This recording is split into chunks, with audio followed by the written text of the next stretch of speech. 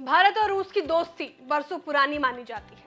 आज के दौर में जब रूस और यूक्रेन के बीच जंग छिड़ी हुई है, तब भी रूस और भारत की दोस्ती पर कोई असर देखने को नहीं मिला है, बल्कि आदान प्रदान के मामले में तो पहले से बेहतर परिणाम देखने को मिल रहे हैं।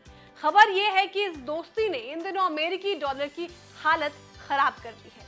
वो हम इसलिए कह रहे हैं क्योंकि रूस ने बड़े पैमाने पर डॉलर के बजाय रुपए में कारोबार शुरू किया है और अब रूस के बाद जर्मनी और इजराइल जैसे देश भी रुपए में कारोबार के लिए भारत के साथ खड़े हो गए हैं।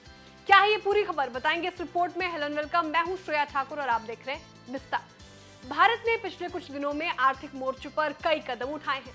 अमेरिकी डॉलर पर अपनी निर्भरता कम करने और दुनिया भर में रुपए पर निर्भरता बढ़ाने के लिए एक के बाद एक बड़े उपाय किए जा रहे हैं, जिसमें रूस ने भारत का जमकर साथ दिया। लेकिन अब जर्मनी और इजराइल भी भारत के साथ आ गए हैं।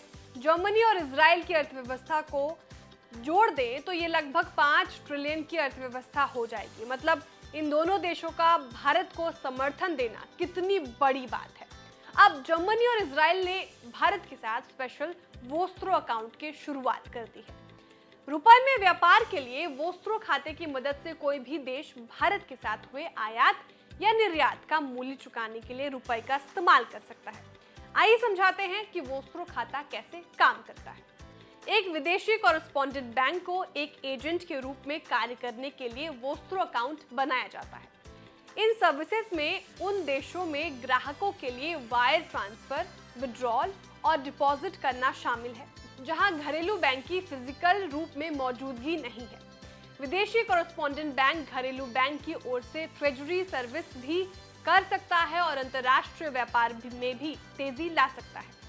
कॉरेस्पॉन्डेंट बैंक घरेलू बैंक से वोस्त्रो अकाउंट से जुड़ी सर्विस के लिए चार्ज भी लेता है। खैर, जहां एक तरफ पूरी दुनिया पर मंदी के बादल घिरते नजर आ रहे हैं, ऐसे में कारोबार को आगे बढ़ाने की हर मुमकिन कोशिश करना जरूरी है और इसी दिशा में रुपए को अंतर्राष्ट्रीय दर्जा देने के लिए उठाया गया ये कदम काफी अहम साबित हो सकता है और सरकार की इस तरह की नीतियों के बल पर देश को विकास के रास्ते पर आगे बढ़ाया जा सकता है। रुपए में अंतर्राष्ट्रीय व्यापार को मान्यता मिलने से भारत को कई मोर्चों पर फायदा होने की उम्मीद है। अगर ये सफल रहा तो कच्चे तेल के साथ आयात की जाने वाली ज्यादातर चीजों का भुगतान रुपए के जरिए से ही होगा। अभी भारत इसके लिए हर साल अरबों डॉलर खर्च करता है। इसके अलावा कई विदेशी लेन देन का भुगतान डॉलर में किया जाता है। हालांकि रुपए में कारोबार करना इतना भी आसान नहीं है, इसके खरीदार मिलना अक्सर मुश्किल होता है।